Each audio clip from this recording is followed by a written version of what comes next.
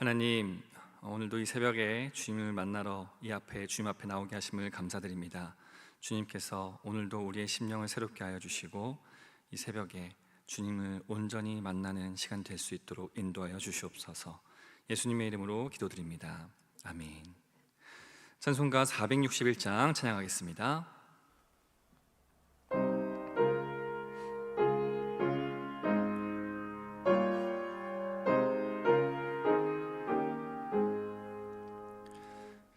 십자가를 질 수 있나 주가 물어보실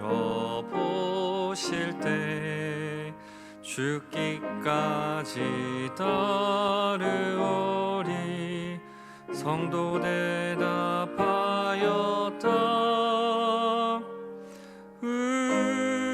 우리의 심령 주의 것이니 주님의 형상 만드소서. 주인도 따라 살아갈 동안 사랑과 충성 늘 바치오리다. 너는 기억하고 있나 구원받은 강도를 그가 회개하였을 때 낙원 허락받았다.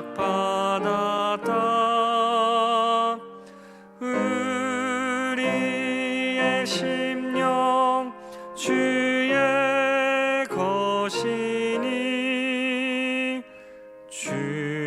주님의 형상 만드소서.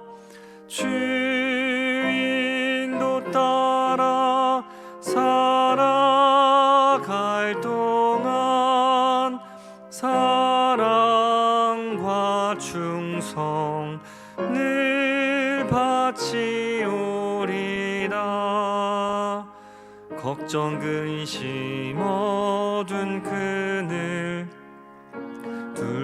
둘러엎을 때 주께 내 영 맡기겠나. 최후 승리 믿으며 우리의 심령 주의 것이니 주님의 형상 만드소서. 주인도 따라 살아갈 동안 사랑과 충성 늘 바치오리다. 이런 일 다 할 수 있나 주가 물어보실 때 용감한 자 바울처럼 선뜻 대답하리라.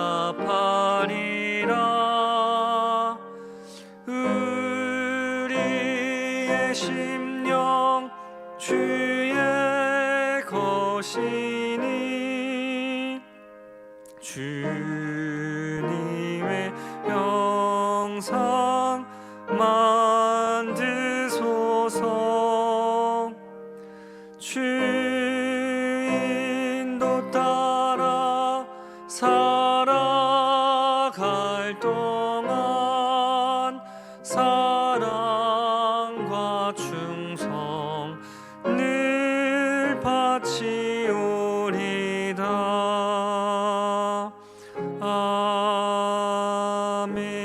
아멘. 오늘 우리에게 주시는 하나님의 말씀은 요한복음 17장 9절에서 19절 말씀입니다. 신약 177쪽, 생명의 삶은 34쪽입니다. 이제 하나님의 말씀을 봉독합니다. 내가 그들을 위하여 비옵나니 내가 비옵는 것은 세상을 위함이 아니요 내게 주신 자들을 위함이니이다. 그들은 아버지의 것이로소이다. 내 것은 다 아버지의 것이요 아버지의 것은 내 것이온데 내가 그들로 말미암아 영광을 받았나이다. 나는 세상에 더 있지 아니하오나 그들은 세상에 있사옵고 나는 아버지께로 가옵나니 거룩하신 아버지여 내게 주신 아버지의 이름으로 그들을 보존하사 우리와 같이 그들도 하나가 되게 하옵소서. 내가 그들과 함께 있을 때에 내게 주신 아버지의 이름으로 그들을 보존하고 지키었나이다. 그 중에 하나도 멸망하지 않고 다만 멸망의 자식뿐이오니 이는 성경을 응하게 함이니이다. 지금 내가 아버지께로 가오니 내가 세상에서 이 말을 하옵는 것은 그들로 내 기쁨을 그들 안에 충만히 가지게 하려 함이니이다. 내가 아버지의 말씀을 그들에게 주었사오매 세상이 그들을 미워하였사오니 이는 내가 세상에 속하지 아니함 같이 그들도 세상에 속하지 아니함으로 인함이니이다. 내가 비옵는 것은 그들을 세상에서 데려가시기를 위함이 아니요 다만 악에 빠지지 않게 보존하시기를 위함이니이다. 내가 세상에 속하지 아니함 같이 그들도 세상에 속하지 아니하였사옵나이다. 그들을 진리로 거룩하게 하옵소서. 아버지의 말씀은 진리니이다. 아버지께서 나를 세상에 보내신 것 같이 나도 그들을 세상에 보내었고 또 그들을 위하여 내가 나를 거룩하게 하오니 이는 그들도 진리로 거룩함을 얻게 하려 함이니이다. 이 말씀은 살아계신 하나님의 말씀입니다. 아멘. 오늘도 온라인으로 함께 예배드리시는 모든 성도님들을 주님의 이름으로 환영하고 축복합니다. 제자들은 주님의 사역과 사랑의 중심에 있었습니다. 예수님은 이 땅의 사명을 마치실 때가 다가왔을 때 그때 그분의 마음 속에는 제자들이 있었습니다. 그들이 이제 작은 예수가 되어서 예수님의 뒤를 이을 사람들이었기 때문입니다. 이 날을 위해서 그동안 예수님은 제자들과 동고동락하였지요. 마지막으로 예수님은 이제 제자들을 위해 하나님께 진심으로 기도를 드리고 그리고 그 기도 내용을 보면 제자들을 향한 사랑을 보이셨던 것을 알 수 있습니다. 그들을 세상 속에서 보호해 주시기를 간절히 기도하였고 또한 그들이 세상에서 구별되어 거룩하기를 기도했습니다. 그리고 예수님도 그려하셨듯이 제자들이 하나님의 뜻을 이루도록 도와달라고 간구했습니다. 예수님은 진심 어린 마음으로 제자들을 위해서 기도하심으로써 섬김의 본을 보여주셨습니다. 한 구절 한 구절씩 한번 들여다보겠습니다. 9절 말씀입니다. 내가 그들을 위하여 비옵나니 내가 비옵는 것은 세상을 위함이 아니요 내게 주신 자들을 위함이니이다. 그들은 아버지의 것이로소이다. 예수님은 하나님 아버지께서 주신 자들을 위해서 기도하십니다. 그들은 아버지의 사람들, 즉 하나님 아버지께서 세상 밖으로 꺼내어서 예수님께 주신 제자들입니다. 그 제자들은 그동안 예수님에게 가르침으로 또 삶으로 배워왔습니다. 그런데 사실 그들에게 이 순간에 지금 필요한 것은 가르침뿐만 아니라 예수님의 중보기도가 절대적으로 필요한 상황이었습니다. 왜냐하면 하나님 아버지께서 예수님을 세상에 보내셨듯이 이제 예수님께서도 제자들을 세상에 보내셔야 하기 때문입니다. 그런데 예수님께서 보냄받으셨을 때 세상의 반응이 어땠습니까? 예수님을 따르는 수많은 무리들도 있었지만 예수님은 결국 미움받고 박해받아서 십자가에 달려 죽음을 맞이해야 했습니다. 그런데 이제 예수님처럼 제자들도 세상에 속하지 않기 때문에 세상이 그들을 미워할 것입니다. 예수님은 그들이 당할 고난과 어려움을 아시기에 중보하실 수밖에 없었고 그들은 또한 그 중보가 반드시 필요했던 것이지요. 이제 예수님께서는 하나님 아버지에게 돌아가시고 제자들이 세상에 남아있게 되므로 예수님은 그런 제자들을 위해 기도하신 것입니다.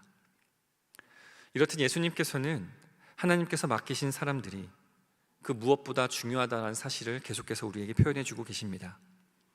우리는 비록 세상에서 이리저리 치이며 힘겨운 순간을 많이 겪지만 주님은 여전히 우리를 가장 귀하게 여기시며 지금도 보좌 우편에서 끊임없이 우리를 위해 기도해 주십니다.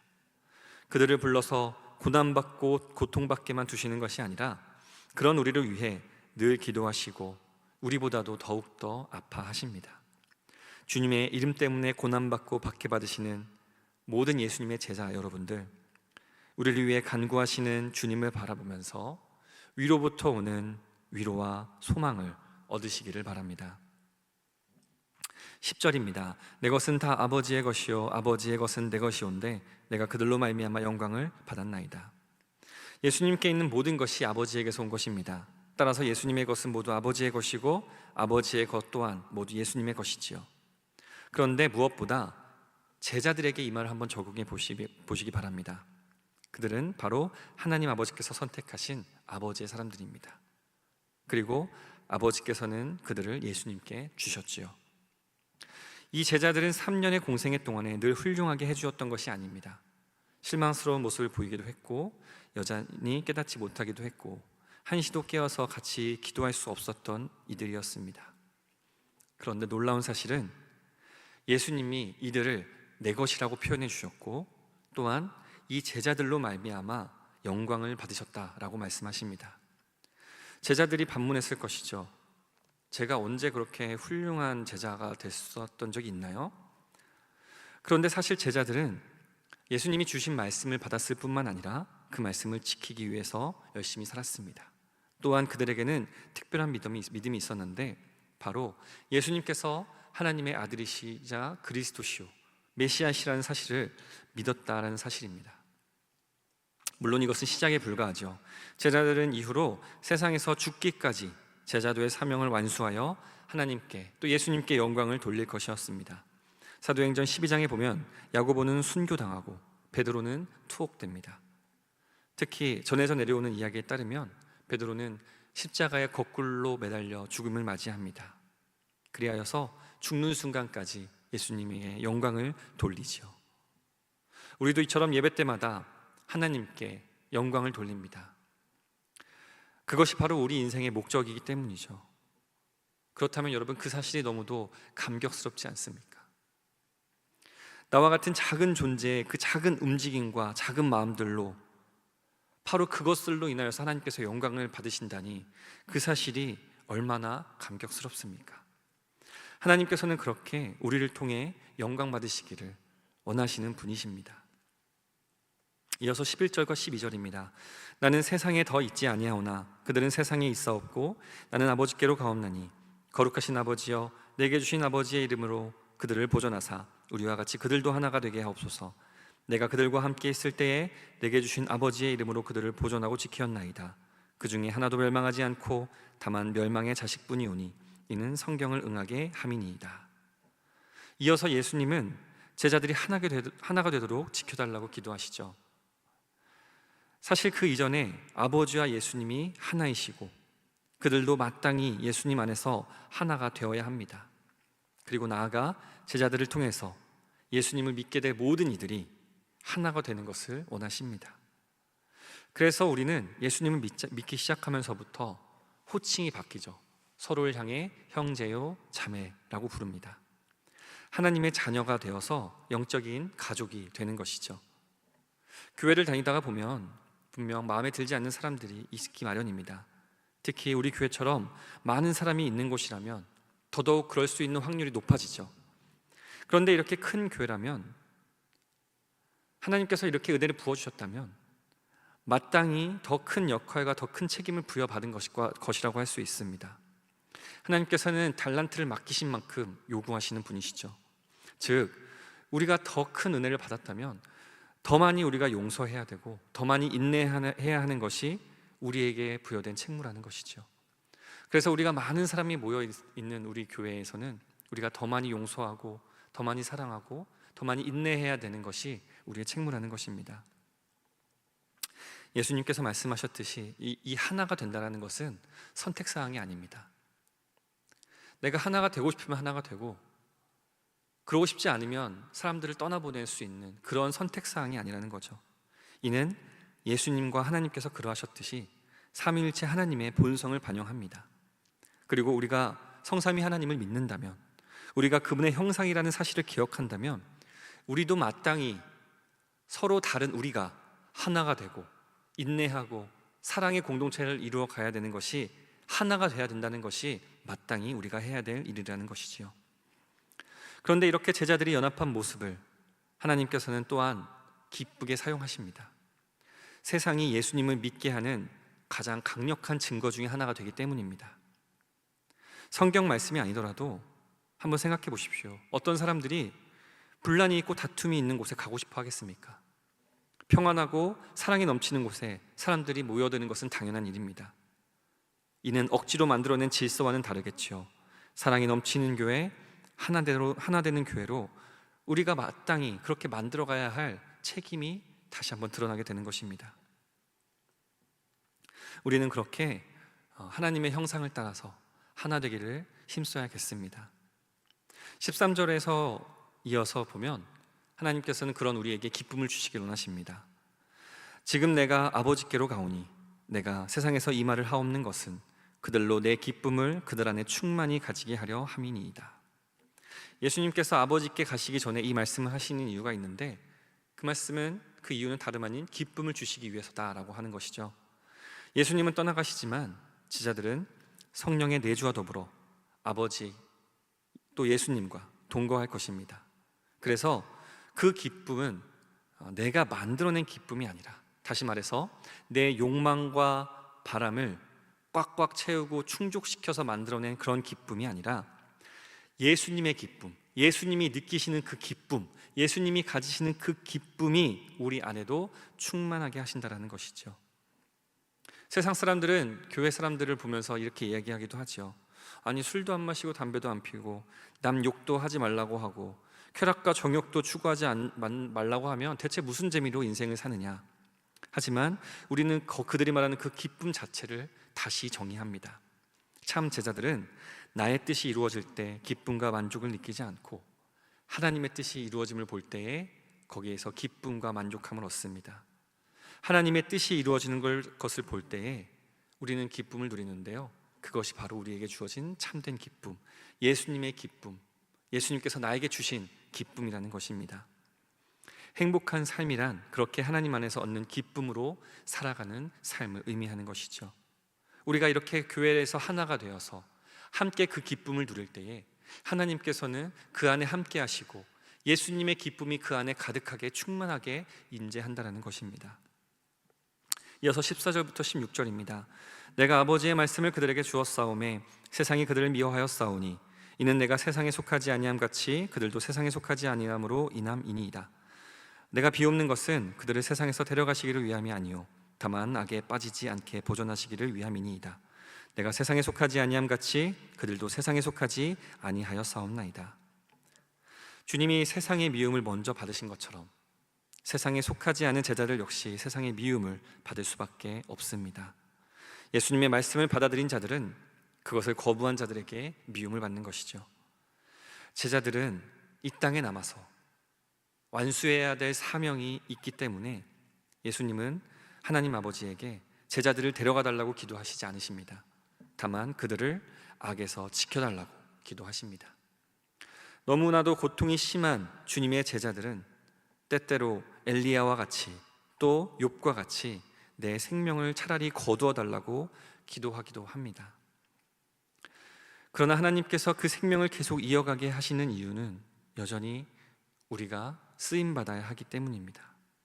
그래서 우리의 사명과 제자로 쓰임받는 삶은 우리의 일평생 끝이 없다라는 것이죠. 우리의 안식은 오직 하나님 안에 있다는 것입니다. 그래서 주님께서는 우리를 위해서 중보하시고 우리도 늘 다만하게서 구하옵소서 그렇게 기도를 드리는 것이죠. 이 세상에 남겨져 있는 우리는 너무도 많은 유혹과 악의 손짓에 가깝게 노출되어 있기 때문입니다. 그런 우리의 상황을 아시기에, 우리의 형편을 아시기에 예수님께서는 그렇게 우리를 위하여 중보하시는 것이죠. 17절부터 19절입니다. 그들을 진리로 거룩하게 하옵소서. 아버지의 말씀은 진리니이다. 아버지께서 나를 세상에 보내신 것 같이 나도 그들을 세상에 보내었고 또 그들을 위하여 내가 나를 거룩하게 하오니 이는 그들도 진리로 거룩함을 얻게 하려 함이니이다. 예수님은 제자들이 하나님의 말씀인 진리로 거룩하게 되기를 기도하십니다. 이 말씀은 악에 빠지지 않도록 구별된다라는 뜻도 있지만 예수님이 떠나신 후에 그들은 세상에서 사명을 감당해야 하기 때문입니다. 거룩해지지 않으면 세상을 변화시키지 못하고 오히려 세상에 동화됩니다. 교회 안에도 세상의 가치가 들어오는 것을 우리는 볼 수 있습니다. 세상의 논리대로 교회 안에서도 세상의 힘과 세상의 논리가, 세상의 권세가 작동하고 사람들은 거기에 은근하게 줄을 서기도 합니다. 그러나 우리 제자들은 특별한 사명을 위해서 구별된 자들입니다.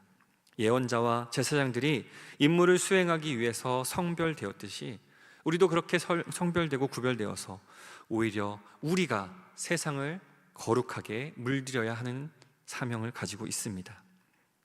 예수님은 제자들이 거룩해지도록 당신 자신을 거룩하게 하시지요. 이는 희생제물을 성별한다는 그런 의미에 가깝습니다. 예수님은 아버지의 뜻을 따르기 위해서, 즉 제자들을 위해서 십자가를 지시고 당신 자신을 바치십니다. 이렇게 볼 때에 거룩하게 된다는 것은 세상을 물들이는 능력이기도 하지만 겉으로 보기에 그것은 희생이 따르는 것이며 나를 죽여야 한다는 것을 의미하기도 합니다. 십자가를 져야 하는 수치스러운 일이라는 소리지요. 그러나 역설적이게도 하나님께서는 바로 그 우리의 수치를 통하여서, 우리가 지는 그 십자가를 통하여서 영광을 받으시고 하나님의 일을 이루어 가십니다. 우리는 이렇게 사명을 받은 사람들입니다. 이 사명을 감당하기 위해서 먼저 자신이 진리로 거룩해져야 합니다. 사명을 감당할 합당한 사람으로 준비되어야 되는 것이 더욱 중요하죠. 거룩한 삶이야말로 사명의 출발점이며 사명을 통해 풍성한 열매를 맺는 열쇠라는 것이죠. 말씀은 맺습니다. 예수님의 제자들을 위해 드리신 기도는 오늘날 우리의 삶과 사명을 비추는 거울이 됩니다. 예수님은 제자들이 세상 속에서 보호받고 하나 되어 거룩함을 이루며 주님의 기쁨을 충만히 누리시기를 간구하셨습니다. 이 기도에는 우리를 위한 예수님의 마음이 담겨 있습니다. 이 기도가 우리의 삶에 이루어지기를 담대하게 기도하시기를 축원합니다. 함께 기도하겠습니다. 하나님, 오늘도 말씀을 통해서 새벽에 우리를 만나주시니 감사드립니다. 주님의 마음을 알아 주님의 뜻대로 주님의 제자로 살아가는 우리가 되게 하여 주시옵소서. 구별되고 거룩의 능력을 나타내며 하나 되어 하나님께 영광을 돌리는 우리 모두가 되게 하여 주옵소서. 허요한 목사님의 영과 육을 강건케 하여 주시사 교회를 든든히 세워갈 능력의 종으로 세워 주옵소서. 교회의 여러 사역이 시작됩니다. 양육과 전도와 선교, 그리고 통일의 사명을 위한 사역, 이 모든 사역들을 통해서 우리가 훈련되게 하시고 그 훈련받을 통하여 주님께서 주시는 사명을 잘 감당할 수 있는 제2교회 될 수 있도록 인도하여 주옵소서. 오늘도 주님께 거룩하게 봉헌을 올려드립니다. 드리는 이들의 마음을 주장하사 온전한 마음, 기쁜 마음으로 드리도록 믿음 더하여 주시고 그들의 간절한 기도의 소망을 주님의 말씀으로 응답하여 주옵소서. 이 모든 말씀 예수님의 이름으로 기도드립니다. 아멘. 하늘에 계신 우리 아버지, 아버지의 이름을 거룩하게 하시며 아버지의 나라가 오게 하시며 아버지의 뜻이 하늘에서와 같이 땅에서도 이루어지게 하소서. 오늘 우리에게 일용할 양식을 주시고 우리가 우리에게 잘못한 사람을 용서하여 준 것 같이 우리 죄를 용서하여 주시고 우리를 시험에 빠지지 않게 하시고 악에서 구하소서. 나라와 권능과 영광이 영원히 아버지의 것입니다. 아멘.